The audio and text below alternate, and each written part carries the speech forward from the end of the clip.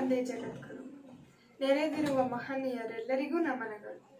ಏಕ ಶಬ್ದಃ ಸಮ್ಯಕ್ ಜ್ಞಾತಃ ಸುಷ್ಟು ಪ್ರಯುಕ್ತಃ ಸ್ವರ್ಗಲೋಕೆ ಕಾಮದುರ್ಭವತಿ. ಒಂದೇ ಒಂದು ಶಬ್ದವನ್ನ ಚೆನ್ನಾಗಿ ತಿಳಿದು ಅದನ್ನ ಸರಿಯಾಗಿ ಉಚ್ಚರಿಸಿದರೆ ಸ್ವರ್ಗಲೋಕದಲ್ಲಿ ಏನು ಬೇಕೋ ಅದನ್ನು ಪಡೆಯುತ್ತಾನೆ. ಇದು ಸಂಸ್ಕೃತ ಭಾಷೆಯ ಮಹತ್ವ. ಈ ಸಂಸ್ಕೃತ ಭಾಷೆ ಎಲ್ಲ ಭಾಷೆಗಳ ಜನನಿ. ಇಂತಹ ಗೀರ್ವಾಣ ಭಾರತಿ ಭಾಷೆಯ ದಿವಸವನ್ನು ಆಚರಿಸಲು ಇಂದು ನಾವೆಲ್ಲ ಒಟ್ಟು ಸೇರಿದ್ದೇವೆ. ನೆರೆದಿರುವ ನಿಮ್ಮೆಲ್ಲರಿಗೂ ಖುಷಿಯಿಂದ ಸ್ವಾಗತ ಕೋರಲು ಬರುತ್ತಿದ್ದಾಳೆ ಖುಷಿ. ಸಂಸ್ಕೃತ ದಿವಸಸ್ಯ ಉತ್ಸವೋಯಂ ಕೊರೋನಾ ದಿಗ್ಬಂಧನಮಪಿ ಧಿಕ್ಕುರ್ವನ್ ತಂತ್ರಜ್ಞಾನ ಸಾಹಾಯಂ ಸ್ವೀಕುರ್ವನ್ ಸಂಸ್ಕೃತ ಸರಸ್ವತಿ ಪುತ್ರಾನ್ ಪ್ರಚಲಿತೋ ವರ್ತತೆ. अहो भाषायाः अस्याः माहात्म्यम्. अस्मिन् संस्कृत दिवसोत्सवे उपस्थितेभ्यः महनीयेभ्यः स्वागतं व्याहर्तुम् अहमत्र उपस्थिता. आगतेः स्वागतं ब्रूयात् इत्यस्ति खलु आर्षवाणी.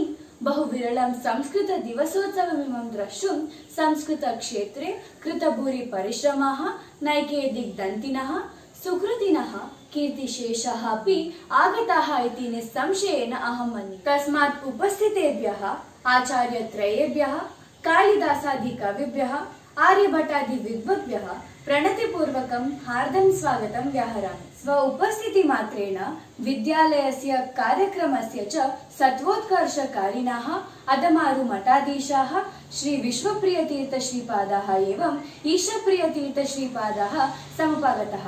तेभ्यः प्रणामपूर्वकं स्वागतं व्याहरामि. एवमेव उपस्थितेभ्यः संस्कृतप्रियेभ्यः अपि मुदा स्वागतं व्याहृत्य विरमामि.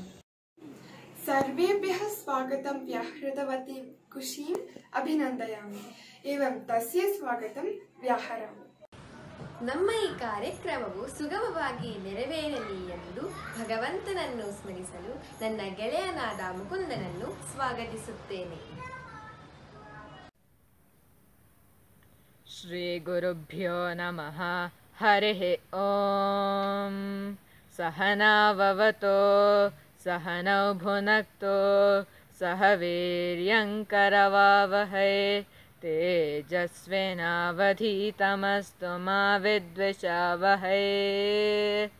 ಓಂ ಶಾಂತಿ ಶಾಂತಿ ಶಾಂತಿ.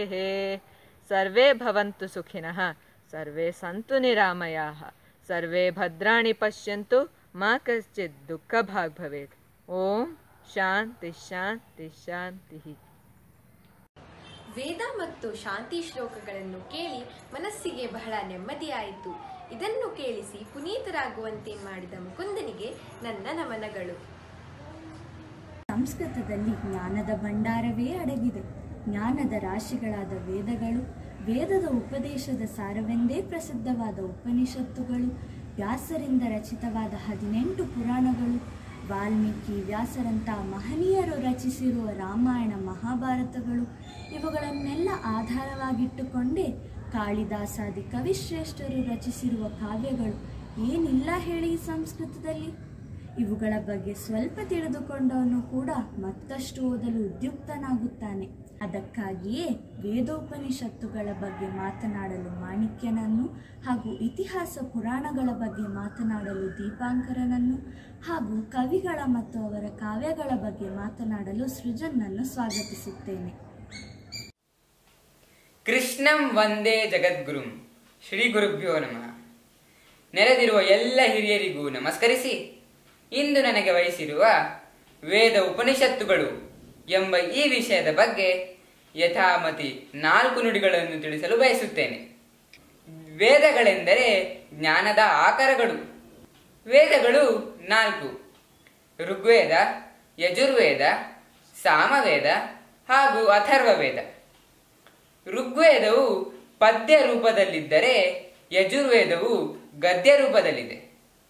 ಸಾಮವೇದವು ಗಾನ ರೂಪದಲ್ಲಿದ್ದರೆ ಅಥರ್ವವೇದವು ಇವೆಲ್ಲ ವೇದಗಳ ಸಾರ ರೂಪವಾಗಿದೆ. ಈ ವೇದಗಳಲ್ಲಿ ಅನೇಕ ಜ್ಞಾನದ ವಿಷಯಗಳು, ಅನೇಕ ವಿಧದ ಜಿಜ್ಞಾಸೆಗಳು ಹಾಗೂ ಅನೇಕ ವಿಧದ ಭಗವತ್ ರೂಪಗಳನ್ನು ಚಿಂತಿಸಲಾಗಿದೆ. ವಾಸ್ತವಿಕವಾಗಿ ಹಿರಿಯರು ತಿಳಿಸುವಂತೆ ವೇದಗಳಿಗೆ 3 ರೀತಿಯ ಅರ್ಥಗಳನ್ನು ಮಾಡಬಹುದು. ವೇದಗಳು ಅನೇಕ ರೀತಿಯ ಜ್ಞಾನಗಳನ್ನು ನಮಗೆ ಬೋಧಿಸುತ್ತವೆ. ವೇದಗಳಲ್ಲಿನ ಗಣಿತದ ಭಾಗವನ್ನು ಚೆನ್ನಾಗಿ ಅಧ್ಯಯನ ಮಾಡಿದ ಆರ್ಯಭಟ ದಿ ಗ್ರೇಟ್ ಮ್ಯಾಥಮೆಟಿಷಿಯನ್ ಆದ. ವೇದಗಳಿಂದ ಖಗೋಳ ವಿಜ್ಞಾನವನ್ನು ಚೆನ್ನಾಗಿ ಕಲಿತ ವರಹಮಿಹಿರ ಖಗೋಳ ಶಾಸ್ತ್ರಜ್ಞನಾದ. ಹೀಗೆ ಹಲವು ಮಹನೀಯರು ಅನೇಕ ವಿಷಯಗಳನ್ನು ಗ್ರಹಿಸಿದ್ದಾರೆ ಮತ್ತು ನಮ್ಮೆಲ್ಲರಿಗೂ ಅವುಗಳನ್ನು ವಿತರಿಸಿದ್ದಾರೆ. ಇನ್ನು ಉಪನಿಷತ್ತುಗಳಂತೂ ವೇದಾಂತಗಳೆಂದೇ ಪ್ರಸಿದ್ಧವಾಗಿವೆ. ವೇದದ ಕೊನೆಯ ಭಾಗವೆಂದು ಉಪನಿಷತ್ತುಗಳನ್ನು ಕೊಂಡಾಡುತ್ತಾರೆ. 10 ಉಪನಿಷತ್ತುಗಳು ಪ್ರಧಾನವಾದ ಉಪನಿಷತ್ತುಗಳಾಗಿವೆ. ಈ 10 ಉಪನಿಷತ್ತುಗಳನ್ನು ಒಂದು ಶ್ಲೋಕದ ಮೂಲಕ ಸುಲಭವಾಗಿ ನೆನಪಲ್ಲಿಟ್ಟುಕೊಳ್ಳಬಹುದು. ಈ ಶ್ಲೋಕವು ಹೀಗಿದೆ: ಈಶಕ್ಕೇನ ಕಥಾ ಪ್ರಶ್ನ ಮುಂಡ ಮಾಂಡುಕ್ಯ ತಿತ್ತಿರಿಹಿ ಐತರೇಯಂಚ ಚಾಂದೋಗ್ಯಂ ಬೃಹದಾರಣ್ಯಕಂ ತಥಾ. ಈ ಶ್ಲೋಕವು 10 ಉಪನಿಷತ್ತುಗಳನ್ನು ಒಟ್ಟಿಗೆ ಒಂದೇ ಶ್ಲೋಕದಲ್ಲಿ ತಿಳಿಸಿಕೊಡುತ್ತದೆ. ಈ 10 ಉಪನಿಷತ್ತುಗಳು ಬೇರೆ ಬೇರೆ ವಿಧವಾದ ಭಗವಂತನಿಗೆ ಸಂಬಂಧಿಸಿದ ವಿಷಯಗಳನ್ನು ಚರ್ಚಿಸಿವೆ.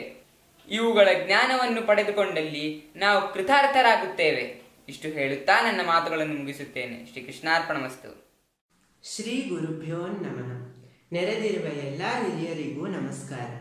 ಗುರುಗಳು ಹೇಳಿಕೊಟ್ಟಂತೆ ಪುರಾಣ, ಇತಿಹಾಸ ಎಂಬ ವಿಷಯದ ಬಗ್ಗೆ 2 ನುಡಿಗಳನ್ನು ಹೇಳಲು ಬಯಸುತ್ತೇನೆ. ಪುರಾಣಗಳು ಎಂದರೆ ವೇದವ್ಯಾಸರು ರಚಿಸಿರುವ 18 ಪುರಾಣಗಳು. ಈ 18 ಪುರಾಣಗಳಲ್ಲೂ ಧರ್ಮ, ಭಕ್ತಿ, ತತ್ವ ಮುಂತಾದ ವಿಷಯಗಳನ್ನು ವೇದವ್ಯಾಸರು ವಿಸ್ತಾರವಾಗಿ ಪ್ರತಿಪಾದಿಸಿದ್ದಾರೆ. ಸರ್ಗ, ಪ್ರತಿಸರ್ಗ, ವಂಶ, ಮನ್ವಂತರ ಹಾಗೂ ವಂಶಾನುಚರಿತ ಎಂಬ ಈ 5 ವಿಷಯಗಳನ್ನು ಒಳಗೊಂಡಂತೆ ಪುರಾಣಗಳು ಪ್ರಸಿದ್ಧವಾಗಿವೆ. ಪ್ರತಿಯೊಂದು ಪುರಾಣದಲ್ಲೂ ಭಾರತದ ಭೌಗೋಳಿಕ ವಂಶಗಳನ್ನು, ಅನೇಕ ರಾಜವಂಶಗಳ ವಿಸ್ತೃತ ವಿವರಣೆಯನ್ನು ವೇದವ್ಯಾಸರು ನಮಗೆ ನಿರೂಪಿಸಿಕೊಟ್ಟಿದ್ದಾರೆ. ಈ 18 ಪುರಾಣಗಳಲ್ಲೂ ಭಾಗವತ ಪುರಾಣವನ್ನು ಪುರಾಣಗಳ ರಾಜ ಎಂದೇ ಕರೆಯಲಾಗುತ್ತದೆ. ಇನ್ನು ಇತಿಹಾಸ ಗ್ರಂಥಗಳ ವಿಷಯಕ್ಕೆ ಬಂದರೆ ಪ್ರಧಾನವಾಗಿ 2 ಗ್ರಂಥಗಳು ಇತಿಹಾಸ ಗ್ರಂಥಗಳು. ಒಂದು ವಾಲ್ಮೀಕಿಯವರು ರಚಿಸಿರುವ ರಾಮಾಯಣವಾದರೆ ಇನ್ನೊಂದು ಮಹರ್ಷಿ ವೇದವ್ಯಾಸರು ರಚಿಸಿರುವ ಮಹಾಭಾರತ. ರಾಮಾಯಣದಲ್ಲಿ ರಾಮನ ಕಥೆ ಇದ್ದರೆ ಮಹಾಭಾರತದಲ್ಲಿ ಕೃಷ್ಣ ಮತ್ತು ಪಾಂಡವರ ಕಥೆ ಇದೆ. ರಾಮಾಯಣವು 7 ಕಾಂಡಗಳಲ್ಲಿ ವಿಸ್ತೃತವಾಗಿ ರಾಮನ ಕಥೆಯನ್ನು ನಿರೂಪಿಸಿದರೆ ಮಹಾಭಾರತವು 18 ಪರ್ವಗಳಲ್ಲಿ ಧರ್ಮ ಅಧರ್ಮಗಳಿಗೆ ಸಂಬಂಧಪಟ್ಟು ಪಾಂಡವರು ಮತ್ತು ಕೌರವರ ಜಿದ್ದಿನ ಕಥೆಯನ್ನು ನಿರೂಪಿಸಿದೆ. ಒಂದು ಪ್ರಸಿದ್ಧ ಮಾತೇ ಇದೆ: ರಾಮ ನಡೆದಂತೆ ನಡೆ, ಕೃಷ್ಣ ನುಡಿದಂತೆ ನಡೆ ಎಂದು. ರಾಮನು ಹೇಳಿದಂತೆ ಹಾಗೂ ನಡೆದು ತೋರಿಸಿದಂತೆ ನಾವು ಜೀವನದಲ್ಲಿ ನಡೆಯಬೇಕು. ಕೃಷ್ಣನು ಏನನ್ನು ನುಡಿದಿದ್ದಾನೋ ಅವನ ಭಗವದ್ಗೀತೆಯ ವಾಕ್ಯಕ್ಕೆ ಅನುಸಾರವಾಗಿ ನಾವು ನಮ್ಮ ಜೀವನವನ್ನು ನಡೆಸಬೇಕು. ಈ ಎಲ್ಲ ತತ್ವಗಳನ್ನು ನಾವು ನಮ್ಮ ಜೀವನದಲ್ಲಿ ಅಳವಡಿಸಿಕೊಂಡರೆ ಶ್ರೇಷ್ಠ ಮಾರ್ಗವನ್ನು ಹೊಂದುವುದರಲ್ಲಿ ಸಂಶಯವೇ ಇಲ್ಲ. ಆದ್ದರಿಂದ ಇಷ್ಟನ್ನು ಹೇಳಿ ನಾನು ನನ್ನ ಮಾತುಗಳನ್ನು ಮುಗಿಸುತ್ತೇನೆ. ಧನ್ಯವಾದಗಳು. ಕೃಷ್ಣಂ ವಂದೇ ಜಗದ್ಗುರುಂ. ಶ್ರೀ ಗುರುಭ್ಯೋ ನಮಃ. ನೆರೆದಿರುವ ಎಲ್ಲ ಹಿರಿಯರಿಗೂ ನಮಸ್ಕರಿಸುತ್ತಾ ಯಥಾಮತಿ ಕವಿಗಳು ಮತ್ತು ಅವರ ಕಾವ್ಯಗಳು ಎಂಬ ವಿಷಯದ ಬಗ್ಗೆ ಮಾತನಾಡಲು ಪ್ರಯತ್ನಿಸುತ್ತೇನೆ. ಕವಿಗಳು ಎಂದರೆ ಸಾಮಾನ್ಯ ಮನುಷ್ಯರೇ. ಆದರೆ ಕವಿಗಳು ಲೋಕೋತ್ತರವಾಗಿ ಚಿಂತಿಸಿದಾಗ ಅವರ ವಾಕ್ಯಗಳೇ ಕಾವ್ಯ ರೂಪಕ್ಕಿಳಿಯುತ್ತವೆ. ಕವಿಯ ಸೃಷ್ಟಿಯೇ ಕಾವ್ಯ. ಒಬ್ಬ ಪ್ರಸಿದ್ಧ ಸುಭಾಷಿತಕಾರ ಹೇಳುತ್ತಾನೆ: ಅಪಾರೇ ಕಾವ್ಯ ಸಂಸಾರೇ ಕವಿರೇಕಃ ಪ್ರಜಾಪತಿ ಯಥಾಸ್ಮೈ ರೋಚತೆ ವಿಶ್ವಂ ತಥೇದಂ ಪರಿವರ್ತತೆ. ಕವಿಯು ಕೂಡ ಯಾವ ಬ್ರಹ್ಮನಿಗೂ ಕಡಿಮೆ ಅಲ್ಲ. ಈ ಕವಿಯ ಸೃಷ್ಟಿಯಾದ ಕಾವ್ಯಗಳಲ್ಲಿ ಅನೇಕ ವಿಧ. ಮೊದಲಿಗೆ ದೃಶ್ಯ ಕಾವ್ಯ, ಶ್ರವ್ಯ ಕಾವ್ಯಗಳೆಂಬ ವಿಧಗಳನ್ನು ನಾವು ಕಾಣಬಹುದು. ಶ್ರವ್ಯ ಕಾವ್ಯಗಳನ್ನು ನಾವು ಓದಬಹುದು, ಇಲ್ಲವೋ ಕೇಳಬಹುದು. ಆದರೆ ದೃಶ್ಯ ಕಾವ್ಯಗಳನ್ನು ಯಾರಾದರೂ ಅಭಿನಯಿಸಿ ನಟಿಸಿದಲ್ಲಿ ಅದನ್ನು ನೋಡಲೂಬಹುದು. ಶ್ರವ್ಯ ಕಾವ್ಯಗಳಲ್ಲಿ ಮತ್ತೆ 3 ವಿಧ: ಗದ್ಯ ಕಾವ್ಯ, ಪದ್ಯ ಕಾವ್ಯ ಹಾಗೂ ಚಂಪೂ ಕಾವ್ಯಗಳು. ದೃಶ್ಯ ಕಾವ್ಯಗಳಲ್ಲಿ 2 ವಿಧ: ರೂಪಕಗಳು ಮತ್ತು ಉಪರೂಪಕಗಳು. ಗದ್ಯವೆಂದರೆ ಛಂದಸ್ಸುಗಳ ನಿಯಮವಿಲ್ಲದೆ ಉತ್ತಮವಾದ ಪದಪಂಕ್ತಿಗಳನ್ನು ಹೊಂದಿ ಕವಿಯಿಂದ ರಚಿತವಾದ ವಾಕ್ಯ. ಅದರಲ್ಲೂ 2 ವಿಧ: ಕಥಾ ಮತ್ತು ಆಖ್ಯಾಯಿಕ. ಕತೆ ಎಂದರೆ ಅದು ತಾನೇ ಸೃಷ್ಟಿಸಿದ ಜನಜನಿತವಾದ ನಡೆದಿಲ್ಲದ ಒಂದು ಪ್ರಸಂಗ. ಅದೇ ಆಖ್ಯಾಯಿಕವೆಂದರೆ ಅದು ನಡೆದ ಜರುಗಿದ ಪ್ರಸಿದ್ಧವಾದ ಒಂದು ಕಥೆಯ ಸಂಗ್ರಹ. ಪದ್ಯದಲ್ಲಿ ಮತ್ತೆರಡು ವಿಧ, ಖಂಡಕಾವ್ಯ ಮತ್ತು ಮಹಾಕಾವ್ಯ. ಮಹಾಕಾವ್ಯವೆಂದರೆ ಪ್ರಸಿದ್ಧವಾದ ರಾಜನೋ ಇಲ್ಲವೋ ಋಷಿಶ್ರೇಷ್ಠನೋ ಅಥವಾ ದೇವಶ್ರೇಷ್ಠನೋ ನಾಯಕನಾಗಿದ್ದಲ್ಲಿ ಅದು ಮಹಾಕಾವ್ಯವೆನಿಸಿಕೊಳ್ಳುತ್ತದೆ. ಅದೇ ಪದ್ಯದಲ್ಲಿ ಅಪ್ರಸಿದ್ಧನೋ ರಾಜನಲ್ಲದವನೋ ನಾಯಕನಾಗಿದ್ದರೆ ಅದು ಖಂಡಕಾವ್ಯವಾಗುವುದು. ಸಾಮಾನ್ಯವಾಗಿ ಮಹಾಕಾವ್ಯವು ದೊಡ್ಡದಾಗಿರುತ್ತದೆ ಹಾಗೂ ಖಂಡಕಾವ್ಯವು ಚಿಕ್ಕದಾಗಿರುತ್ತವೆ. ಪಂಚಮಹಾಪ್ರಸಿದ್ಧ ಕಾವ್ಯಗಳ್ಯಾವೆಂದರೆ ಅವು ರಘುವಂಶ, ಕುಮಾರ ಸಂಭವ, ಕಿರಾತಾರ್ಜುನೇಯ, ನೈಷಧೇಯ ಚರಿತ ಹಾಗೂ ಶಿಶುಪಾಲ ವಧ. ಪ್ರಸಿದ್ಧವಾದ ಖಂಡಕಾವ್ಯಗಳೆಂದರೆ ಅವು ಮೇಘದೂತ, ಋತು ಸಂಹಾರ ಮೊದಲಾದ ಕಾವ್ಯಗಳು. ಹೀಗೆ ಕವಿಗಳು 10 ಹಲವು ರೀತಿಗಳಲ್ಲಿ ಕಾವ್ಯಗಳನ್ನು ರಚಿಸಿದ್ದಾರೆ. ಇನ್ನು ದೃಶ್ಯ ಕಾವ್ಯಗಳಿಗೆ ಬಂದರೆ ಅಲ್ಲಿ ಪ್ರಧಾನವಾದ ರೂಪಕಗಳಲ್ಲಿ 10 ವಿಧ. ಅವುಗಳಲ್ಲಿ ವ್ಯಾಯೋಗ, ನಾಟಕ, ಪ್ರಕರಣ ಮೊದಲಾದವುಗಳು ಪ್ರಸಿದ್ಧಗಳಾಗಿವೆ.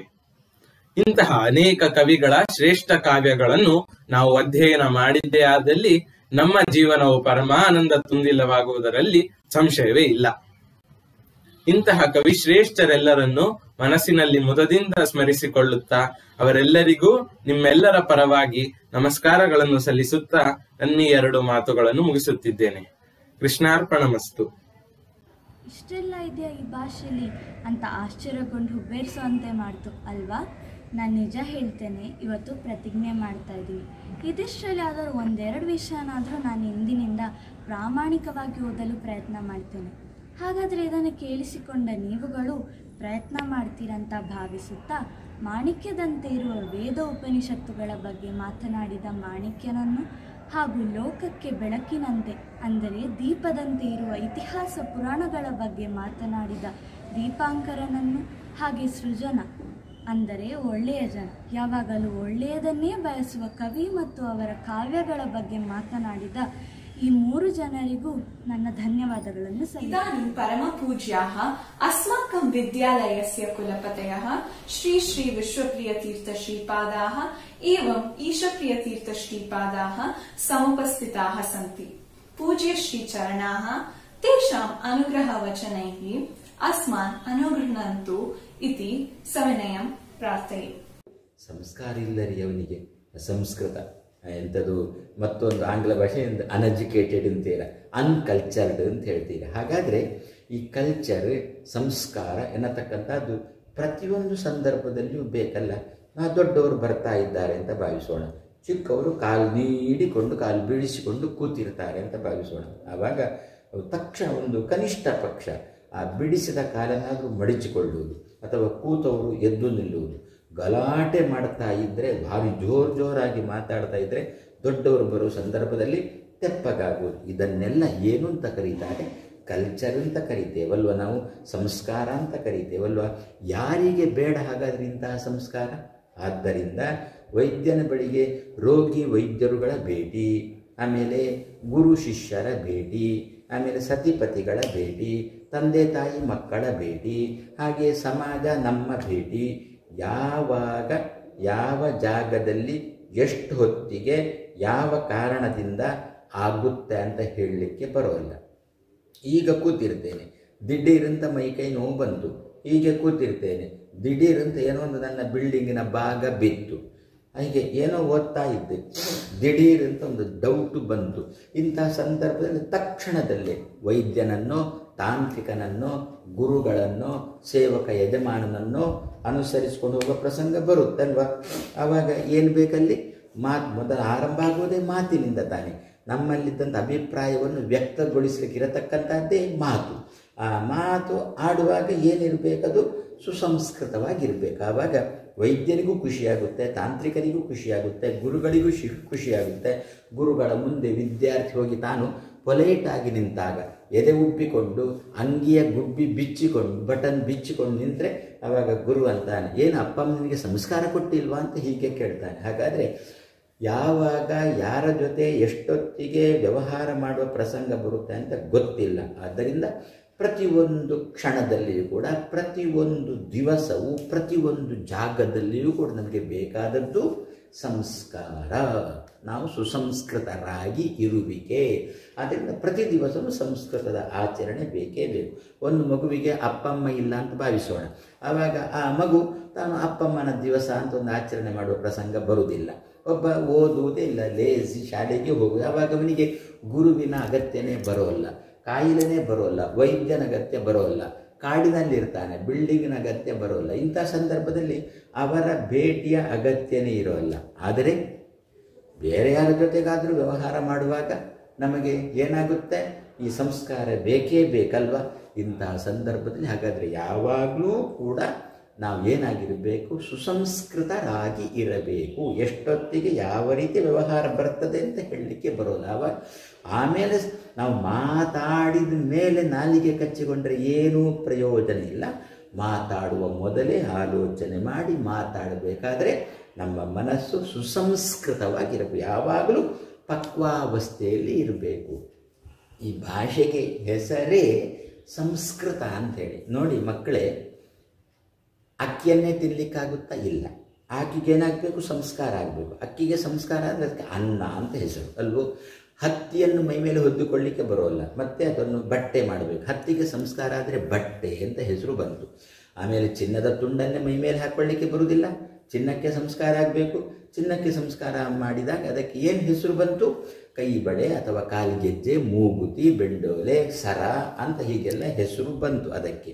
ಆಮೇಲೆ ಮರವನ್ನೇ ಉಪಯೋಗಿಸಿಕೊಳ್ಳಿಕ್ಕೆ ಬರೋಲ್ಲ, ಮತ್ತು ಆ ಮರದಿಂದ ಮರಕ್ಕೆ ಸಂಸ್ಕಾರ ಮಾಡಬೇಕು. ಮರಕ್ಕೆ ಸಂಸ್ಕಾರ ಏನು ಹೆಸರು? ಕುರ್ಚಿ, ಮೇಜು, ಬೆಂಚಿ, ಕಿಟಕಿ, ಬಾಗಿಲು, ಕಂಬ ಅಂತ ಹೀಗೆಲ್ಲ ಹೆಸರು ಬಂತು. ಹಾಗಾದರೆ ಪ್ರತಿಯೊಂದಕ್ಕೂ ಕೂಡ ಸಂಸ್ಕಾರ ಬೇಕು. ನಾವು ಉಪಯೋಗಿಸಿಕೊಳ್ಬೇಕಾದ್ರೆ ಪ್ರತಿಯೊಂದಕ್ಕೂ ಕೂಡ ಸಂಸ್ಕಾರ ಮಾಡಿದಾಗ ಹೆಸರು ಬೇರೆ ಬರುತ್ತೆ. ಅಕ್ಕಿಗೆ ಸಂಸ್ಕಾರ ಮಾಡಿದಾಗ ಅನ್ನ ಅಂತ ಹೆಸರು ಬಂತಲ್ಲ, ಬೇಳೆಕಾಳು, ತರಕಾರಿ ಇದಕ್ಕೆಲ್ಲ ಸಂಸ್ಕಾರ ಮಾಡಿದಾಗ ಅಡಿಗೆ ಅಂತ ಹೆಸರು ಬಂತಲ್ಲ. ಆದರೆ ಭಾಷೆಗೆ ಮಾತ್ರ ಸಂಸ್ಕಾರ ಮಾಡಿದಾಗ ಬೇರೆ ಹೆಸರು ಇಲ್ಲ, ಸಂಸ್ಕೃತ ಅಂತಲೇ ಹೆಸರು ಇದೆ. ಸಂಸ್ಕೃತ ಭಾಷೆ ಅಂದರೆ ಸಂಸ್ಕಾರಗೊಂಡ ಭಾಷೆ. ಒಂದು ವಸ್ತುವಿಗೆ ಸಂಸ್ಕಾರ ಆಯಿತು ಅಂತಂದಾಗ ನೋಡಲಿಕ್ಕೆ, ಹಿಡಿದುಕೊಳ್ಳಲಿಕ್ಕೆ ತುಂಬ ಖುಷಿಯಾಗುತ್ತಲ್ಲ. ಅದೇ ರೀತಿಯಲ್ಲಿ ಭಾಷೆಗೂ ಸಂಸ್ಕಾರ ಆಯಿತು ಅಂತಂದರೆ ತುಂಬ ಖುಷಿಯಾಗುತ್ತೆ. ಆದ್ದರಿಂದಲೇ ನಮ್ಮ ಋಷಿಮುನಿಗಳೆಲ್ಲ ನಮ್ಮ ವಿಷಯಗಳನ್ನು, ನಮ್ಮ ಈ ಸಂಪತ್ತನ್ನು, ಭಾರತ ದೇಶದ ಸಂಪತ್ತನ್ನು, ಭಗವಂತನ ಬಗ್ಗೆ ಹೇಳುವ ವಿಷಯಗಳನ್ನೆಲ್ಲ ಸಂಸ್ಕೃತದಲ್ಲೇ ಬರೆದಿಟ್ರು. ಯಾರು ಅಂತಿದ್ರು ಅದು ಪುರೋಹಿತಶಾಹಿ ಭಾಷೆ ಹಾಗೆ ಹೀಗೆ ಅಂತ, ಬ್ರಾಹ್ಮಣರ ಭಾಷೆ ಹಾಗೆ ಹೀಗೆ ಅಂತ ಏನಲ್ಲ. ರಾಮಾಯಣ ಬರೆದದ್ದು ಒಬ್ಬ ವಾಲ್ಮೀಕಿ, ಮಹಾಭಾರತವನ್ನು ಬರೆದದ್ದು ಯಾರು? ಬೆಸ್ತರ ಮಗ, ಸತ್ಯವತಿಯ ಮಗ ವೇದವ್ಯಾಸ ದೇವರು, ಭಗವದ್ಗೀತೆಯನ್ನು ಹೇಳಿದ್ದು ಒಬ್ಬ ಕ್ಷತ್ರಿಯ. ಆದ್ದರಿಂದ ಬ್ರಾಹ್ಮಣ ವರ್ಗಕ್ಕೆ ಸೀಮಿತ ಅಂತ ಖಂಡಿತ ತಿಳ್ಕೊಳ್ಳಬಾರದು.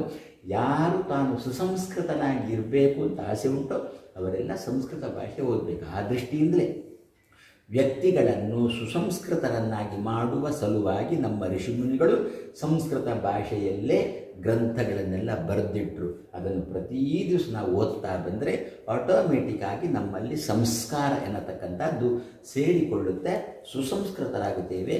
ಸಮಾಜ ನಮ್ಮನ್ನು ಒಬ್ಬ ಒಳ್ಳೆಯ ಸುಸಂಸ್ಕೃತ ವ್ಯಕ್ತಿ ಅಂತ ಚೆನ್ನಾಗಿ ಗೌರವಿಸ್ತಾರೆ. ಆ ದೃಷ್ಟಿಯಿಂದ ಸಂಸ್ಕೃತದ ಅಧ್ಯಯನ ನಮ್ಮ ದೇಶದ ಆಧ್ಯಾತ್ಮಿಕ ಸಂಪತ್ತನ್ನು ತಿಳ್ಕೊಳ್ಳಬೇಕು ಅಂತಾದರೆ ನಾವು ಸುಸಂಸ್ಕೃತರಾಗಬೇಕು.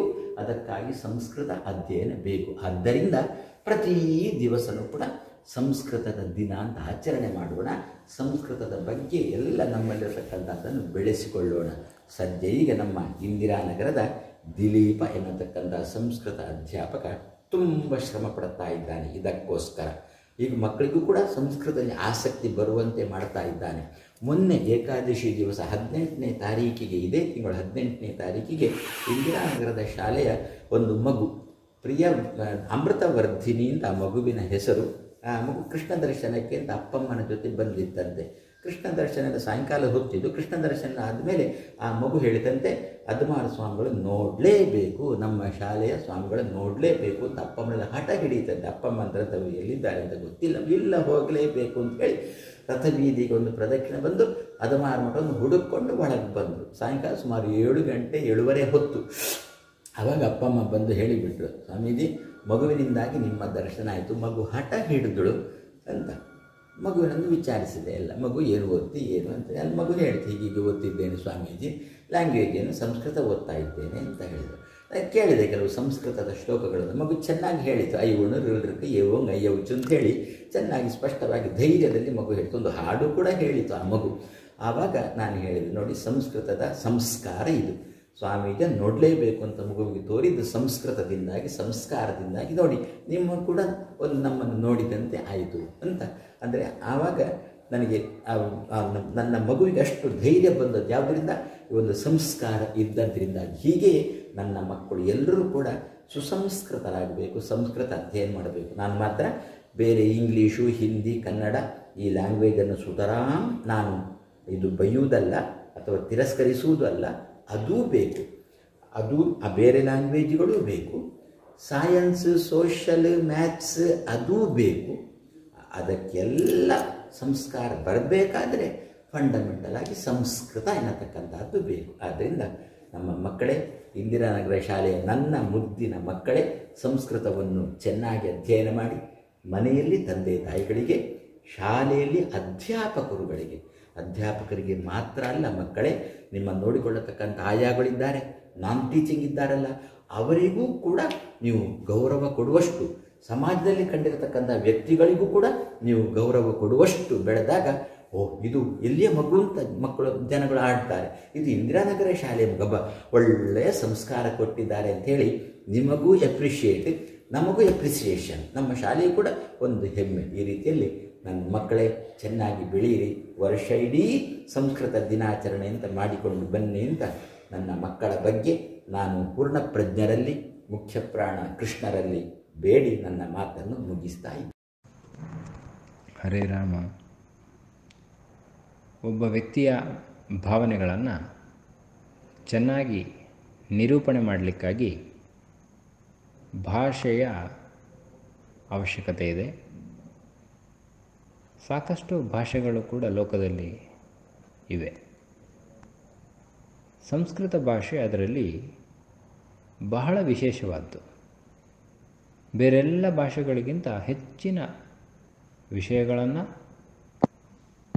ಕಡಿಮೆ ಅವಧಿಯಲ್ಲಿ ಅಥವಾ ವಾಕ್ಯಗಳಲ್ಲಿ ತಿಳಿಸುವಂತಹ ವಿಶೇಷ ಸಾಮರ್ಥ್ಯವನ್ನು ಈ ಸಂಸ್ಕೃತ ಭಾಷೆ ಹೊಂದಿದೆ. ನಾವೆಲ್ಲ ಹೆಮ್ಮೆ ಪಡುವಂತಹ ವಿಷಯ ಇದು. ಇನ್ನು ಸಂಸ್ಕೃತದಲ್ಲಿ ಛಂದಸ್ಸುಗಳು, ಆನಂತರ ಅದರ ನಡೆ, ಇದನ್ನು ತಿಳ್ಕೊಂಡ್ರೆ ಸಾಕಷ್ಟು ಒಂದು ರಾಗಬದ್ಧವಾಗಿ ನಾವು ಅಕ್ಷರಗಳನ್ನು ಜೋಡಣೆ ಮಾಡಿ ಹಾಡುವಂತೆ ಒಂದು ರಚನೆಯನ್ನು ನಾವು ಮಾಡಬಹುದು, ಪದಪುಂಜವನ್ನು ಮಾಡಬಹುದು. ಇದರಿಂದ ಕೆಲವೊಂದಷ್ಟು ವಿಷಯಗಳನ್ನು ನೆನಪಿಟ್ಕೊಳ್ಳಿಕ್ಕೂ ಬಹಳ ಸುಲಭ ಆಗುತ್ತೆ. ಅದೇ ರೀತಿ ಹೇಳುವಾಗಲೂ ಒಂದು ಬಹಳ ಸಂತೋಷ ಕೊಡುವಂತೆ ಆಗುತ್ತೆ. ಅದೇ ರೀತಿ ವಿಷಯಗಳು ಕೂಡ ಚೆನ್ನಾಗಿ ಮನದಟ್ಟಾಗುವಂತೆ ಅಲ್ಲಿ ಕೊಡಲಿಕ್ಕಾಗ್ತದೆ. ಹೀಗೆ ರಾಗಬದ್ಧವಾಗಿ ಹಾಡನ್ನು ಸವಿತಾ, ಆ ರಾಗವನ್ನು ಅನುಭವಿಸ್ತಾ, ಅದರೊಟ್ಟಿಗೆ ಅಲ್ಲಿರುವ ವಿಷಯವನ್ನು ಗ್ರಹಿಸಲಿಕ್ಕೆ ಅನುಕೂಲವಾಗುವಂಥದ್ದು. ಮತ್ತು ಅದರಲ್ಲಿ ಕೆಲವೊಂದು ವಿಶೇಷ ರಚನೆಗಳನ್ನು ಕೂಡ ಮಾಡಲಿಕ್ಕಾಗತ್ತೆ. ಚಿತ್ರ ಬರುವಂತೆ ಆ ಅಕ್ಷರಗಳ ವಿನ್ಯಾಸವನ್ನು, ಅದು ಎಷ್ಟನೇ ಅಕ್ಷರಗಳನ್ನು ಬಳಸಿದ್ದೇವೆ ಅದನ್ನೆಲ್ಲ ನೋಡಿಕೊಂಡು ಬೇರೆ ಬೇರೆ ರೀತಿಯ ಬಂಧಗಳನ್ನು ಮಾಡಲಿಕ್ಕೆ ಸಾಧ್ಯವಾಗುತ್ತೆ. ಇಂತಹ ವಿಚಾರಗಳೆಲ್ಲ ಬೇರೆ ಭಾಷೆಯಲ್ಲಿ ಇಲ್ಲ. ಆ ಭಾಷೆ ಆ ಮನುಷ್ಯನ ಭಾವನೆಯನ್ನು, ಆ ಕಾಲದಲ್ಲಿ ಬಂದ ಭಾವನೆಯನ್ನು ಹಾಗೆ ತಿಳಿಸುವಲ್ಲಿ ವಿಫಲ ಆಗ್ತದೆ. ಹಾಗಾಗಿಯೇ ಬೇರೆ ಪದಗಳ ಸ್ವೀಕಾರ ಅನಿವಾರ್ಯ ಆಗುತ್ತೆ. ಸಂಸ್ಕೃತ ಭಾಷೆಗೆ ಅಂತಹ ಒಂದು ಅನಿವಾರ್ಯತೆ ಇಲ್ಲ. ಅದೇ ರೀತಿ ವ್ಯಾಕರಣ, ಬಹಳ ಗಟ್ಟಿಯಾಗಿ ಸಂಸ್ಕೃತ ಭಾಷೆಯನ್ನು ಅಲ್ಲಾಡದಂತೆ ಹಿಡ್ಕೊಳ್ಳುವಂತಹ ಒಂದು ವ್ಯಾಕರಣದ ವ್ಯವಸ್ಥೆ. ಇದರಿಂದ ಕಾಲಾಂತರದಲ್ಲಿ ಪದಗಳು ಬದಲಾಗುವ ಸಂಭವ ಇಲ್ಲ. ಉಚ್ಚಾರಣೆಯಲ್ಲಿ ವ್ಯತ್ಯಾಸ ಬರುವ ಸಂಭವವೂ ಇಲ್ಲ. ಹಾಗಾಗಿ ಇದು ಒಂದು ಬಹಳ ವಿಶಿಷ್ಟವಾದ ವಿಚಾರ ಸಂಸ್ಕೃತದಲ್ಲಿರುವಂಥದ್ದು, ಸಂಸ್ಕೃತ ಭಾಷೆಯಲ್ಲಿರುವಂಥದ್ದು. ಹೀಗೆ ಸಂಸ್ಕೃತ ದಿನವನ್ನು ನಾವು ಆಚರಣೆ ಮಾಡುವಾಗ ಇದನ್ನೆಲ್ಲ ಮೆಲುಕು ಹಾಕ್ಕೊಂಡು ಸಂಸ್ಕೃತದಲ್ಲಿರುವ ವಿಶೇಷಗಳನ್ನು ಮನಗಂಡು ನಾವು ಅಭ್ಯಾಸ ಮಾಡಿದರೆ ನಮ್ಮ ಹಿರಿಯರು ಬರೆದಂತಹ ಅಥವಾ ಇತಿಹಾಸಗಳನ್ನು ತಿಳಿಯುವಂತಹ ಅವಕಾಶಗಳು ನಮಗೆ ಒದಗಿ ಬರುತ್ತದೆ. ನಮ್ಮ ಭಾರತ ಯಾಕೆ ಶ್ರೇಷ್ಠ ಅನ್ನೋದು ತಿಳಿಯುತ್ತದೆ. ಅದೇ ರೀತಿ ಋಷಿ ಮುನಿಗಳ ಸಾಧನೆಯೂ ಕೂಡ ತಿಳಿಯುತ್ತದೆ ಮತ್ತು ನಮ್ಮ ಭಾವನೆಯನ್ನು ಸರಿಯಾಗಿ ವ್ಯಕ್ತಪಡಿಸಲಿಕ್ಕೂ ಆಗ್ತದೆ. ಹಾಗಾಗಿ ಸಂಸ್ಕೃತವನ್ನು ಕಲಿಯೋಣ ಅಂತ ಹೇಳ್ತಾ ಎರಡು ಮಾತನ್ನು ಕೃಷ್ಣಾರ್ಪಣಮಸ್ತು. ಹರೇ ನಮಃ. ಸಂಸ್ಕೃತಸ್ಯ ಏವಂ ಸಂಸ್ಕೃತೇಃ ಮಹತ್ವಂ ಸುಚಾರುರೂಪೇಣ ಬೋಧಿತವಂತಃ ಸಂತಿ. ತೇಷಾಂ ಚರಣಾರವಿಂದಯೋಃ ಸಭಕ್ತಿಪೂರ್ವಕಂ ವಂದನಾನಿ ಸಮರ್ಪಯಾಮಿ. Now I request our Honorable Secretary Shri S.K. Bhatt sir and our Joint Secretary Shri Nandakishori Ballal sir to share a few words on Sanskrit Day. 4 years back, our President Pujya Vishwapriya Tirtha Swamiji desired that we should teach Sanskrita as one of the prescribed languages. With the beginning of 40 students, in a matter of 4 years, we now have 200 students learning Sanskrit.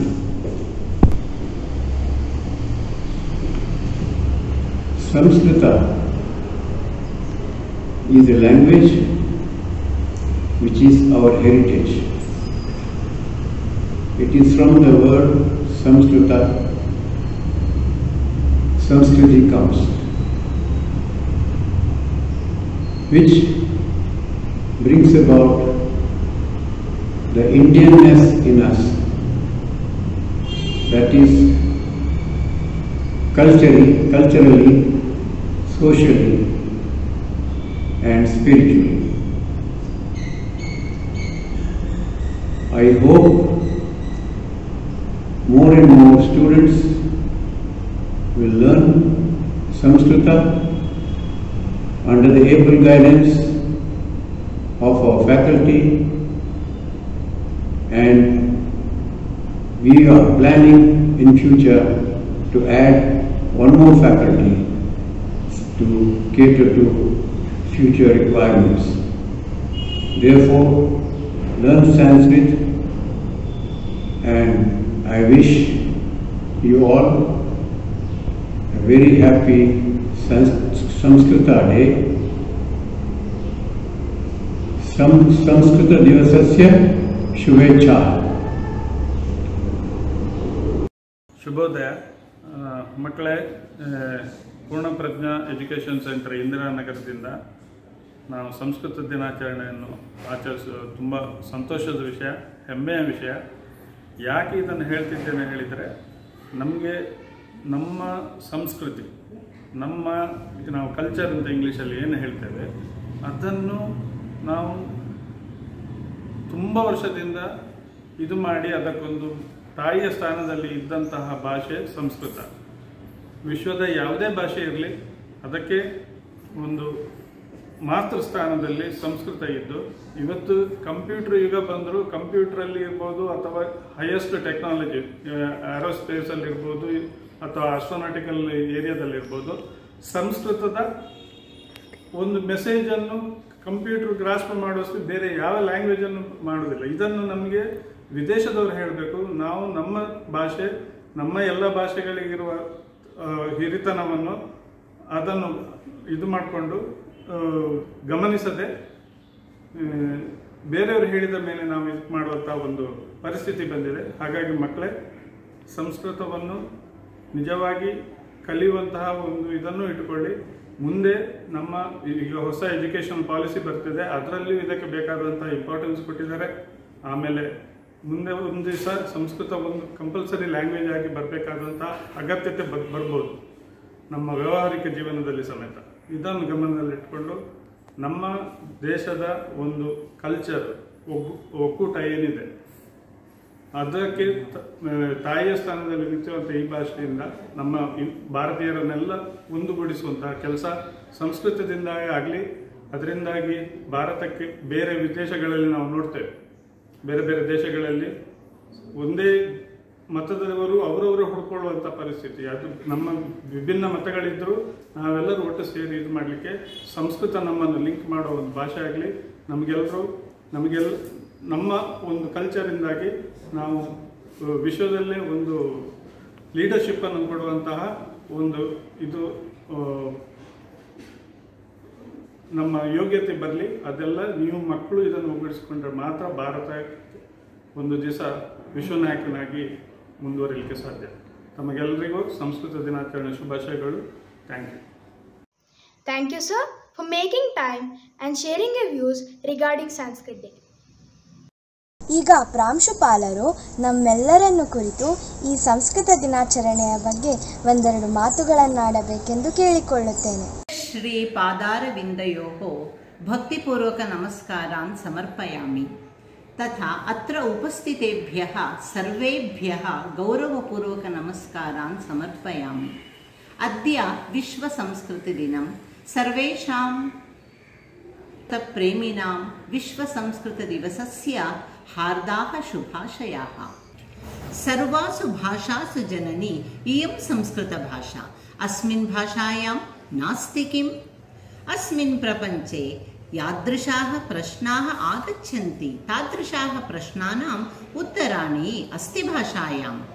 ಏತದೇವ ನ किन्तु आगामिनी काले गणकयन्त्रभाषापि भवति इत्यत्र नास्ति संशीतिः. तस्मात् संस्कृतमयां मिश्रेणिकाम् आरुह्य अस्माकं संस्कृतेः ज्ञानादिकं प्राप्यन्तु. एवम् उज्ज्वलभविष्यस्य साक्षात्कर्तुम् अस्यां शालायां विपुलाः अवकाशाः सन्ति. तान् उपयुज्य उत्तरोत्तरम् अधिकां ज्ञानां प्राप्नुवन्तु इति आशेषे. संस्कृतेन सम्भाषणं कृतवद्भ्यः प्रांशुपालेभ्यः धन्यवादं समर्पयामि. अस्माकम् अत्यन्तप्रिय अध्यापकाः दिलीप आचार्यः अत्र समुपस्थिताः सन्ति. संस्कृतोत्सवम् उद्दिश्य कानिचन विचारान् प्रस्थापयन्तु इति प्रार्थये. कृष्णं वन्दे जगद्गुरुम्. आपादमूलपर्यन्तं गुरूणाम् आकृतिं स्मरेत्. तेन विघ्नाः प्रणश्यन्ति सिद्ध्यन्ति च मनोरथाः. नमः सदसे उपस्थितेभ्यः एतत् संस्थायाः कुलपतिभ्यः उभयश्रीपादेभ्यः भूयांसि नमांसि. एवम् उपस्थितेभ्यः सर्वेभ्यः संस्कृत दिवसस्य हार्दाः शुभाशयाः. यदि हास्ति तदन्यत्र यन्नैवास्ति न कुत्रचित् इत्यस्ति महाभारतस्य प्रशस्तिः. महाभारतस्तावत् संस्कृतवाङ्मये कश्चन ग्रन्थः. समस्त संस्कृतवाङ्मयस्य ज्ञानादि सात्विक पदार्थाः कथं सहस्रशः उपलभ्यन्ते इति चिन्तयन्तु. तदर्थं कर्नाटक भाषया सर्वेषां ज्ञानार्थं वक्तुकामोऽस्मि. ಹೇಳಿದ ಮಹಾಭಾರತದ ವಾಕ್ಯದ ಅರ್ಥ ಯದಿ ಆಸ್ತಿ ತದನ್ಯತ್ರ. ಯಾವುದು ಈ ಮಹಾಭಾರತದಲ್ಲಿ ಇದೆಯೋ ಅದು ಎಲ್ಲ ಕಡೆಯಲ್ಲೂ ಇದೆ. ಎನ್ನೇ ಮಾಸ್ತಿ ನಕ್ಕೋತಿರ್ತಿತ್ತು. ಯಾವುದು ಇದರಲ್ಲಿ ಇಲ್ಲವೋ ಅದು ಇನ್ನೆಲ್ಲೂ ಕೂಡ ಇರಲಿಕ್ಕೆ ಸಾಧ್ಯ ಇಲ್ಲ. ಹಾಗೆ ಸಂಸ್ಕೃತದಲ್ಲೂ ಅಷ್ಟೇ, ಯಾವುದು ಸಂಸ್ಕೃತದಲ್ಲಿ ಇದೆಯೋ ಅದು ಇಡೀ ಪ್ರಪಂಚದಲ್ಲಿ ಎಲ್ಲ ಕಡೆಯಲ್ಲೂ ಇದೆ. ಯಾವುದು ಸಂಸ್ಕೃತದಲ್ಲಿ ಇಲ್ಲವೋ ಅದಿನ್ನೆಲ್ಲೂ ಕೂಡ ಇರಲಿಕ್ಕೆ ಸಾಧ್ಯ ಇಲ್ಲ ಅಂತ ಕವಿಗಳ ಮಾತು. ಹಾಗಾಗಿ ಇವತ್ತು ಪ್ರಪಂಚದಲ್ಲಿ 15 ಲಕ್ಷ ಜನ ಸಂಸ್ಕೃತ ಮಾತಾಡೋಂಥವ್ರು ಇದ್ದಾರೆ ಅಂತ ಹೇಳಿದ್ರೆ ತುಂಬಾ ಸಂತೋಷ ಆಗುತ್ತೆ, ಹೆಮ್ಮೆಯಿಂದ ಹೇಳ್ಕೋಬೇಕು. 15 ಲಕ್ಷ ಜನ ತುಂಬಾ ಕಮ್ಮಿ ಜನಸಂಖ್ಯೆ, ಆದರೆ ಅಷ್ಟು ಜನ ಸಂಸ್ಕೃತದಲ್ಲಿ ಮಾತಾಡೋರು ಇದಾರಲ್ಲ ಅಂತ ನಾವೆಲ್ಲರೂ ಕೂಡ ಸಂಸ್ಕೃತ ಓದಂಥವ್ರು, ನಮ್ಮ ಭಾಷೆಯ ಬಗ್ಗೆ ಗೌರವ ಇರೋರು ಎಲ್ಲರೂ ಕೂಡ ಹೆಮ್ಮೆಯಿಂದ ಹೇಳ್ಕೋಬೇಕು. ಅದರಲ್ಲೂ ತುಂಬಾ ವಿಶೇಷವಾಗಿ ನಾವು ಕರ್ನಾಟಕದವರು ಇನ್ನೂ ಹೆಮ್ಮೆಯಿಂದ ಇದ್ರ ಬಗ್ಗೆ ಹೇಳ್ಕೋಬೇಕು. ಯಾಕೆ ಅಂತ ಹೇಳಿದ್ರೆ ಶಿವಮೊಗ್ಗದ ಹತ್ತಿರ ಮತ್ತೂರು ಅಂತ ಗ್ರಾಮ ಇದೆ. ಈ ಗ್ರಾಮದಲ್ಲಿ ಪ್ರತಿಯೊಂದು ಸಂಭಾಷಣೆಯೂ ಸಂಸ್ಕೃತದಲ್ಲೇ ಪ್ರತಿಯೊಬ್ಬ ವ್ಯಕ್ತಿಯೂ ಮಾಡ್ತಾರೆ ಅಂತ ಅಂದಾಗ ನಮ್ಗೆಲ್ಲರೂ ಕೂಡ ತುಂಬಾ ಹೆಮ್ಮೆ ಆಗ್ಬೇಕು. ಹಾಗೆ ಇದು ಸಂಸ್ಕೃತದ ಬಗ್ಗೆ ಮಹತ್ವ ಅಂತ ನಾವು ಹೇಳೋದಾದ್ರೆ, ಈಗ ಅನೇಕ ವಿಧವಾಗಿ ಎಲ್ಲ ಮಕ್ಕಳು ಕೂಡ ವೇದ, ಉಪನಿಷತ್, ಇತಿಹಾಸ, ಪುರಾಣ, ಕಾವ್ಯಗಳು, ಕವಿಗಳ ಬಗ್ಗೆ ಮಾತಾಡ್ತಾ ಬಂದರು. ಎಲ್ಲವೂ ಕೂಡ ಸಂಕ್ಷಿಪ್ತ ಪರಿಚಯ. ಅಂದ್ರೆ ಸಂಸ್ಕೃತದಲ್ಲಿ ಎಷ್ಟೆಲ್ಲ ಇದೆ ಅನ್ನೋ ಪರಿಚಯವನ್ನ ಮಾಡಿಕೊಟ್ಟಿದ್ದೀವಿ. ಅದನ್ನು ಓದೋ ಪ್ರಯತ್ನ ನೀವೆಲ್ಲರೂ ಮಾಡಬೇಕು ಅನ್ನೋದೇ ಈ ಸಂಸ್ಕೃತ ದಿನಾಚರಣೆಯ ನಮ್ಮೆಲ್ಲರ ಉದ್ದೇಶ. ಒಂದು ವಿಚಾರದರೂ ಓದೋ ಪ್ರಯತ್ನ ಮಾಡಬೇಕು ಪ್ರಾಮಾಣಿಕವಾಗಿ ಅಂತ. ಹಾಗಾಗಿ ಇವತ್ತು ಅವ್ರು ಹೇಳಿದ್ರೆ ವೇದ, ಉಪನಿಷತ್ ಇಷ್ಟೆಲ್ಲ ಇದೆ ಅಂತ ಹೇಳಿದ್ರಲ್ಲ, ಹಾಗೆ ಇಷ್ಟೆಲ್ಲ ಇದೆ ಅನ್ನೋದು ಒಂದೇ ಒಂದು ಶ್ಲೋಕದ ಉದಾಹರಣೆಯನ್ನ ನಾನು ನಿಮಗೆ ಕೊಡ್ತೀನಿ. ವೇದದಲ್ಲಿ ಬಂದಂತಹದ್ದು ಅದನ್ನ ಆರ್ಯಭಟ ಮೊದಲಾದವರು ಆರ್ಯಭಟದ ಆ ಗ್ರಂಥದಲ್ಲಿ ಬಂದಂತ ಈ ಶ್ಲೋಕ ಗಮನಿಸಬೇಕು ನೀವು. ಚತುರಧಿಕಂ ಶತಂ ಅಷ್ಟಗುಣಂ ದ್ವಷಷ್ಟಿಸ್ತಥಾ ಸಹಸ್ರಾಣ ಅಯುತದ್ವಯ ವಿಷ್ಕಂಭಸ್ಯ ಆಸನ್ನೋ ವೃತ್ತಿ ಪರಿಣಾಮ ಅಂತ. ಇದು ತುಂಬಾ ಸಿಂಪಲ್. ನಾವೆಲ್ಲರೂ ಗಣಿತವನ್ನು ಇವತ್ತು ಅಬಾಕಸ್ ಮೂಲಕ ಮಕ್ಕಳಿಗೆ ಕಲಿಸ್ತಾ ಇದ್ದೀವಿ. ತುಂಬಾ ಆಶ್ಚರ್ಯ ಆಯ್ತು. ನಮ್ಮ ವೇದಾದಿಗಳಲ್ಲಿ ಎಷ್ಟು ಸಾವಿರ ವರ್ಷಗಳಿಂದ ನಾವು ಗಣಿತವನ್ನು ಕಲಿತಾ ಬರ್ಬೋದಾಗಿತ್ತು, ಆದರೆ ಇದನ್ನು ಹುಡುಕುವಂತ ಪ್ರಯತ್ನ ನಮ್ಮಿಂದ ಆಗ್ಲಿಲ್ಲ. ಅದರಿಂದ ಅಂತ ಪ್ರಯತ್ನ ಇನ್ನು ಮುಂದೆ ನಮ್ಗೆಲ್ಲಾ ಮಕ್ಕಳಿಂದನೂ ಕೂಡ ಆಗ್ಬೇಕು ಅನ್ನೋದೇ ನನ್ನ ಆಸೆ. ಇದನ್ನ ತುಂಬಾ ಸಿಂಪಲ್ ಆಗಿ ನೋಡ್ತಾ ಬನ್ನಿ. ಚತುರಧಿಕಂ ಅಂತ ಹೇಳಿದ್ರೆ 4, ಅಧಿಕ ಅಂತ ಹೇಳಿದ್ರೆ ಜಾಸ್ತಿ ಅಂದ್ರೆ ಪ್ಲಸ್. ಶತಂ 4 + 100 ಮಾಡಿದ್ರೆ ಎಷ್ಟಾಯ್ತು? 104 ಏನು ಇಂಟು 8. ಅದನ್ನೇ ಹೇಳಿದ್ದು ಗುಣ ಏನು? ಶತಂ ಅಷ್ಟ ಗುಣಂ. ಅಷ್ಟ ಅಂದ್ರೆ 8. 8ಇಂದ ಗುಣಿಸ್ಬೇಕು. ಗುಣಿಸಿದ್ರೆ 832 ಆನ್ಸರ್. 832 ಆನ್ಸರ್. ಈ ಆನ್ಸರ್ನ 832 ಪ್ಲಸ್ ದ್ವಷಷ್ಟಿ ತಥಾ ಸಹಸ್ರಾಣ. ದ್ವಷಷ್ಟಿ ಅಂತ ಹೇಳಿದ್ರೆ 62, ಸಹಸ್ರ ಅಂದ್ರೆ 1000. ಈ 62,000 832 ಪ್ಲಸ್ 62,000 ಮಾಡಿದ್ರೆ ಆನ್ಸರ್ 62,832. ಹಾಗಾದ್ರೆ ಇದರಿಂದ ಅಯುತ ದ್ವಯಸ್ಯ ವಿಷ್ಕಂಭ. ಅಯುತ ಅಂತ ಹೇಳಿದ್ರೆ 1000, ದ್ವಯಸ್ಯ ವಿಷ್ಕಂಭ ಅಂದ್ರೆ 20,000ದಿಂದ ಡಿವೈಡ್ ಮಾಡಿದ್ರೆ 62,832 ಡಿವೈಡೆಡ್ ಬೈ 20,000 ಮಾಡಿದ್ರೆ ಆನ್ಸರ್ ನೋಡಿ 3.1416 ಸಮಥಿಂಗ್. ಹಾಗಾದ್ರೆ ಪೈ ಸೂತ್ರ ನಾವೆಲ್ಲ ಕಲ್ತಿದೀವಿ. ಈ ಪೈ ಸೂತ್ರ ಏನ್ ಹೇಳ್ತಾ ಇದೆ? 22 ಡಿವೈಡೆಡ್ ಬೈ 7 ಅನ್ನೋದು ಪೈ ಸೂತ್ರದ ಆನ್ಸರ್ 3.14 ಸಮಥಿಂಗ್. ಹಾಗಾದ್ರೆ ಏನು ಪೈ ಅನ್ನೋ ವ್ಯಕ್ತಿ ಆ ಸೂತ್ರವನ್ನು ತಿಳಿಸಿದನೋ ಇದನ್ನ ಅನಾದಿ ಕಾಲದಿಂದ ವೇದ ಹೇಳ್ತಾ ಬಂದಿದೆ, ನಾವು ಹುಡುಕೋ ಪ್ರಯತ್ನ ಮಾಡಿಲ್ಲ. ಹಾಗಾದ್ರೆ ಇನ್ನು ಮುಂದೆ ಆದರೂ ಕೂಡ ನಾವು ಈ ರೀತಿ ಪ್ರತಿಯೊಂದನ್ನು ಕೂಡ ಓದಿ ಅದರಲ್ಲಿರುವ ವಿಷಯಗಳನ್ನು ಅರ್ಥ ಮಾಡಿಕೊಳ್ಳೋ ಹಾಗೆ ಬೆಳೀತಾ ಹೋಗಬೇಕು. ಹಾಗಾಗಬೇಕು ಅಂದ್ರೆ ಸಂಸ್ಕೃತವನ್ನು ಓದಬೇಕು. ಮಹಾಭಾರತ, ರಾಮಾಯಣ ಎಲ್ಲವೂ ಕೂಡ ಬರೀ ಒಂದು ಯುದ್ಧ ಅಂತ ನೋಡದೆ ಆ ನಮ್ಮ ಸಂಸಾರದಲ್ಲಿ ಆಗೋತಕ್ಕಂಥ ಯುದ್ಧ, ಇದರಿಂದ ಹೊರಗಡೆ ಬರುವಂತದ್ದು ಹೇಗೆ, ಭಗವಂತ ಏನ್ ತಿಳಿಸಿದ್ದಾನೆ ಅಂತ ನೋಡ್ತಾ ಬಂದ್ರೆ ನಾವು ಉತ್ತರೋತ್ತರ ಅಭಿವೃದ್ಧಿ ಆಗಿರೋ ಸಂಶಯ ಇಲ್ಲ. ನೀವು ಎಲ್ಲರಿಗೂ ಗೊತ್ತಿರುವಂತ ವಿಷಯನೇ. ಜರ್ಮನ್ ಆಗಿರ್ಬೋದು, ಆಸ್ಟ್ರೇಲಿಯಾ ಆಗಿರ್ಬೋದು, ಪ್ರತಿಯೊಂದು ಕಡೆಯಲ್ಲೂ ಕೂಡ ಇವತ್ತು ಸಂಸ್ಕೃತ ಯೂನಿವರ್ಸಿಟಿಗಳಿದೆ. ನಮ್ಮಲ್ಲಿ ಸಂಸ್ಕೃತ ಯೂನಿವರ್ಸಿಟಿ ತೊಂದರೆ ಇದೆ. ಹಾಗಾದ್ರೆ ಇವತ್ತು ನೀವು ನೋಡಿ, ಗರಡಿ ಮನೆ ಅಂತ ಹಿಂದೆ ಇದ್ದಿದ್ದು ಈಗ ಜಿಮ್ ಆಗಿತ್ತು. ಇವತ್ತು ಆ ಜಿಮ್ ಹೋಗ್ತಾ ಇದೆ, ವಾಪಸ್ ಎಲ್ಲರೂ ಕೂಡ ಯೋಗಾಸನ ಅಂತ ಬರ್ತಾ ಇದ್ದಾರೆ. ಹಾಗಾದ್ರೆ ಗಮನಿಸಿ, ಈ ಕಾಲಚಕ್ರ ತಿರುಗ್ತಾ ಇದೆ. ಮತ್ತೆ ನಮಗೆ ಆ ಸಂಸ್ಕೃತವೇ ಬೇಕಾಗುವಂತ ಪರಿಸ್ಥಿತಿ ಬರೋದ್ರಲ್ಲಿ ಸಂಶಯ ಇಲ್ಲ. ಕಾಲಚಕ್ರ ತಿರುಗ್ತಾ ಇದೆ. ಒಂದಲ್ಲ ಒಂದಿನ ಈ ಸಂಸ್ಕೃತ ಒಂದು ದೊಡ್ಡ ಭಾಷೆಯಾಗಿ ಎಲ್ಲರಿಗೂ ಬೇಕಾದಂತಹ ಒಂದು ಅದ್ಭುತವಾದ ವಸ್ತು ಆಗೋದ್ರಲ್ಲಿ ಸಂಶಯವೇ ಇಲ್ಲ. ಅದರಿಂದ ನಾವೆಲ್ಲರೂ ಅಂತಹ ಸಂಸ್ಕೃತವನ್ನು ಅಧ್ಯಯನ ಮಾಡೋಣ ಅಂತ ಹೇಳ್ತಾ ಈ ಸಂಸ್ಕೃತ ದಿನ ಮಾಡಿರೋ ಉದ್ದೇಶವು ನಮ್ಮೆಲ್ಲರ ಉದ್ದೇಶವೂ ಇದೆ. ಸ್ವಾಮಿಗಳು ಕೂಡ ಇವತ್ತು ತುಂಬಾ ಸಂತೋಷದಿಂದ ಅವರು ಎಲ್ಲಾ ಕ್ಷಣವನ್ನು ಬದಿಗೊತ್ತಿ ನಾವು ಕೇಳಿದಾಗ ವಿಡಿಯೋಟ ಮಾಡಿ ಕಳಿಸಿದ್ದಾರೆ. ಹಾಗೆ ಸ್ಕೂಲಲ್ಲಾಗಿರ್ಬೋದು, ಪ್ರತಿಯೊಬ್ಬರು ಕೂಡ ಪ್ರಿನ್ಸಿಪಲ್ ಆಗಿರ್ಬೋದು, ಮ್ಯಾನೇಜ್ಮೆಂಟ್ ಎಲ್ಲರೂ ಕೂಡ ಸಪೋರ್ಟ್ ಮಾಡಿದ್ದಾರೆ. ಇವರೆಲ್ಲರ ಉದ್ದೇಶ ಏನು? ಒಂದೇ, ಎಲ್ಲರ ಸಂಸ್ಕೃತವನ್ನು ಓದಬೇಕು, ನಮ್ಮ ಸಂಸ್ಕೃತಿಯನ್ನು ಉಳಿಸ್ಬೇಕು ಅನ್ನೋದು ಎಲ್ಲರ ಆಶಯ. ಆ ಕೆಲಸವನ್ನು ಎಲ್ಲರೂ ಮಾಡೋಣ ಅಂತ ಹೇಳ್ತಾ ನನ್ನ ಮಾತುಗಳನ್ನು ಮುಗಿಸ್ತಾ ಇದ್ದೇನೆ. ಪಠತ ಸಂಸ್ಕೃತಂ ವದತು ಸಂಸ್ಕೃತಂ. ಶ್ರೀಕೃಷ್ಣ ಅರ್ಪಣಮಸ್ತು. ಇಂತಹ ಸದ್ವಿಚಾರಗಳನ್ನು ನಮ್ಮೆಲ್ಲರೊಡನೆ ಹಂಚಿಕೊಂಡಿರುವ ದಿಲೀಪ್ ಸರ್ ಅವರಿಗೆ ಅನಂತ ಅನಂತ ಧನ್ಯವಾದಗಳು.